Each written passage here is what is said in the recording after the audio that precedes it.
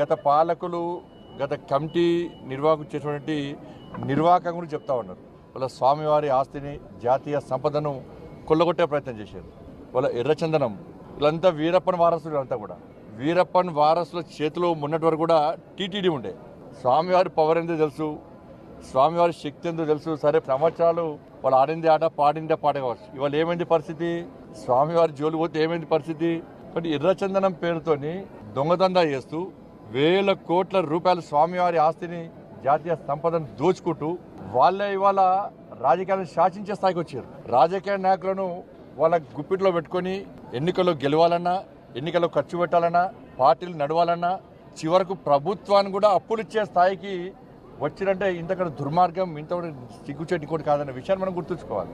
తప్పకుండా దీన్ని వదిలిపెట్టే ప్రసక్తి లేదు. గతంలో విషయంలో చంద్రబాబు నాయుడు గారు మాట్లాడారు, పవన్ కళ్యాణ్ గారు మాట్లాడారు, మా భానుప్రకాష్ గారు, వీళ్ళందరూ కూడా ఈ విషయంలో చాలా సందర్భాల్లో ఫైట్ చేశారు. కానీ వాళ్ళ ఆలోచన ఏంది? కాబట్టి దాన్ని వదిలిపెట్టే ప్రసక్తి లేదు. పూర్తిగా ఈ విషయాన్ని మా కేంద్ర హోంశాఖ మంత్రులు అమిత్ షా గారు తీసుకొస్తాం. తప్పకుండా దీన్ని నివేదికలు తెప్పించుకుంటాం.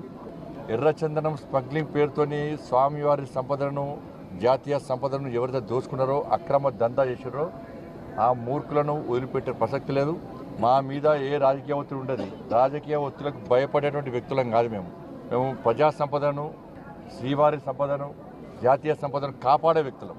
ఇన్ని రోజులు మీరు ఆడింది ఆడపాడు. ఇక్కడి నుంచి జరిగే ప్రసక్తి లేదు, వాళ్ళని వదిలిపెట్టే ప్రసక్తి లేదు.